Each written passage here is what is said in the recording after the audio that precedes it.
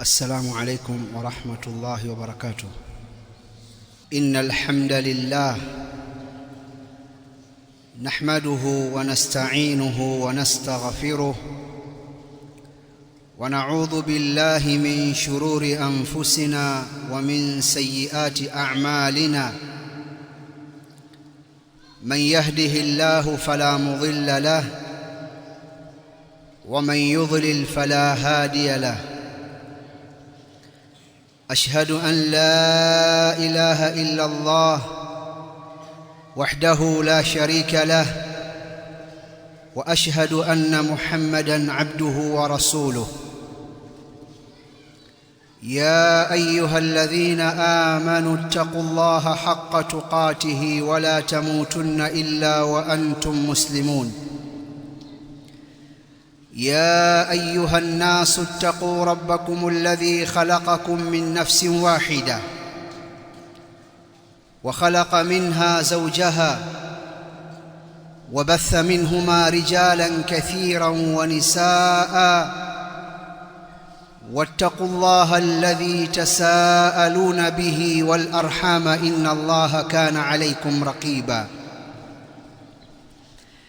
يا أيها الذين آمنوا اتقوا الله وقولوا قولا سديدا يصلح لكم أعمالكم ويغفر لكم ذنوبكم، ومن يطع الله ورسوله فقد فاز فوزا عظيما. أما بعد، فإن أصدق الحديث كتاب الله، وخير الهدي هدي محمد صلى الله عليه وسلم، وشر الأمور محدثاتها، فإن كل محدثة بدعة وكل بدعة ضلالة وكل ضلالة في النار. أيها الناس، أوصيكم وأوصي نفسي بتقوى الله عز وجل. Ndugu zangu Waislamu, bado tumo katika mwezi mtukufu wa Ramadhani, mwezi ambao Allah subhanahu wa ta'ala ameuchagua na akaufanya ni wenye kubarikiwa, akaweka kheri nyingi ndani yake, akafaradhisha ibada ya saum ndani ya mwezi huu, ambayo lengo lake ni kutufanya sisi tuwe wacha Mungu. Ya ayyuhalladhina amanu kutiba alaykumus siyamu kama kutiba ala alladhina min qablikum la'allakum tattaqun. Enyi mlioamini, imefaradhishwa juu yenu saum kama ilivyofaradhishwa kwa waliokuwa kabla yenu, ili mpate kuwa wacha Mungu. Ucha Mungu ambao ndiyo mafanikio yetu na ndiyo kufaulu kwetu katika maisha yetu ya hapa duniani, kadhalika ndiyo kufaulu kwetu kwa maisha yetu ya akhera. Ni siku chache zilizopita tulianza kufunga siku ya kwanza ya mwezi huu wa Ramadhani, na leo tuko siku ya 17. Hii ni ishara kuwa siku zinakwenda kwa kasi sana, na ni ishara kuwa Ramadhani inamalizika. Siku zilizobaki kuikamilisha Ramadhani ni chache kuliko ambazo tayari tumeshazifunga. Kitu gani ni muhimu wakati wa kuelekea kuumaliza mwezi mtukufu wa Ramadhani?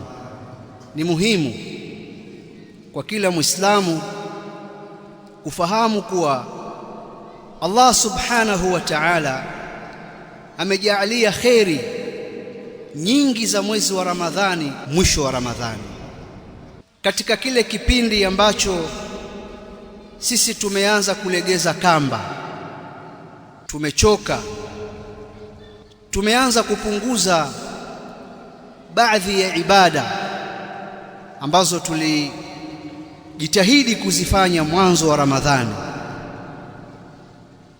Tumeanza kupunguza kusoma Qur'ani, tumeanza kupunguza kuswali swala za sunna, wakati tuliweka azma kwamba Ramadhani hii basi sitakosa mimi zile sunanur rawatib, sikosi mimi kuswali qablia, sikosi kuswali baadia. Sasa zimeanza kupungua, tumeanza kupunguza swala za tarawih, hamu ya utoaji wa sadaka na kuwafuturisha watu imeanza kupungua, katika wakati ambao fikra zetu na mawazo yetu yameelekea katika Eid,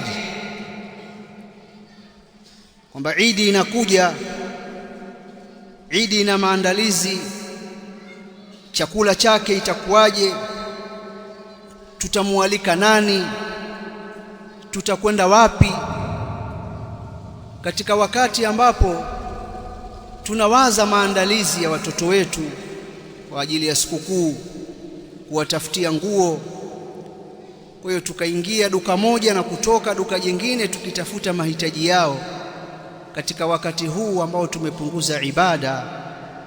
Kumbe ndiyo wakati wa kutakiwa kushamiri na kujitahidi katika ibada, kwa sababu 10 la mwisho la mwezi mtukufu wa Ramadhani ndiyo lenye kheri nyingi kuliko 10 la mwanzo wala 10 la pili. Na mafundisho haya tumeyapata kutoka kwa mtume wetu Muhammad sallallahu alayhi wa alihi wasallam katika hadithi aliyopokea Imam al-Bukhari ndani ya sahihi yake, kadhalika Imam Muslim kutoka kwa bibi Aisha radhiyallahu ta'ala anha qalat, kana Rasulullah sallallahu alayhi wasallam idha dakhala al-ashr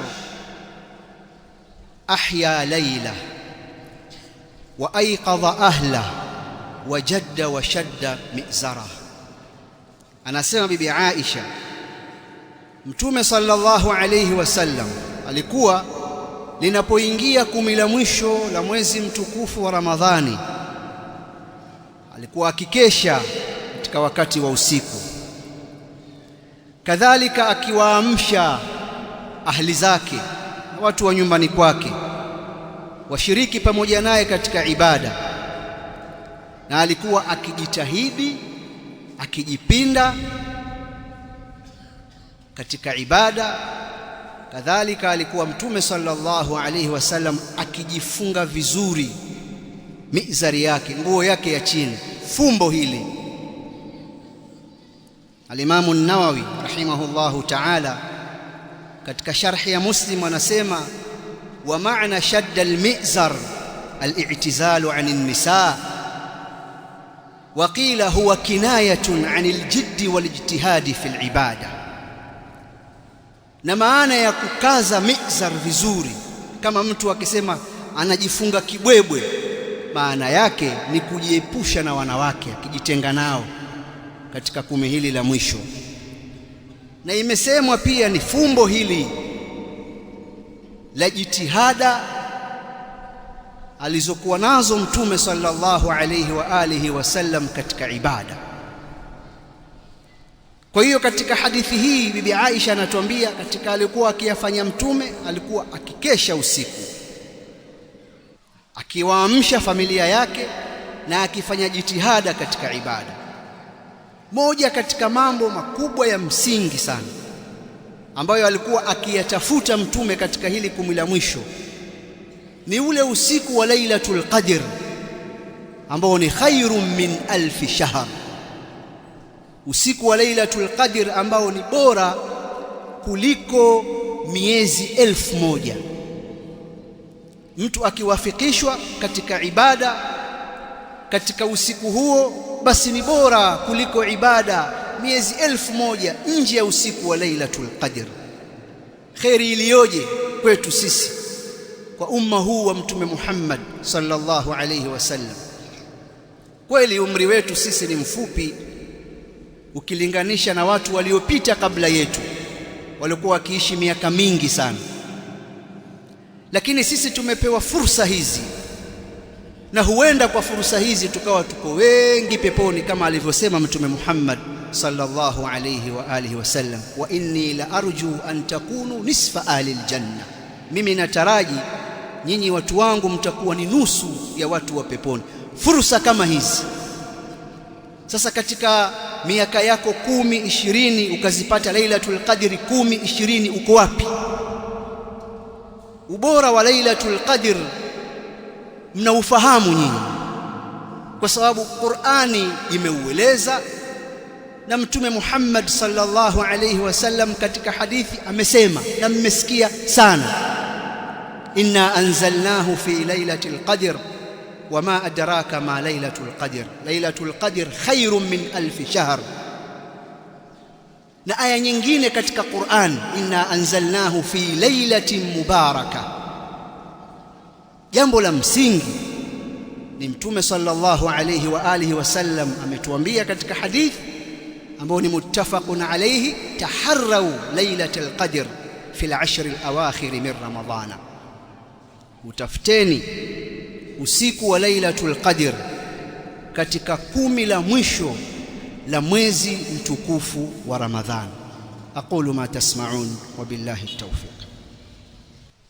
alhamdulillah hamdan kathiran tayyiban mubarakan fihi ملء السماوات والأرض وملء ما بينهما وملء ما شئت من شيء بعد. أهل الثناء والمجد أحق ما قال العبد وكلنا لك عبد.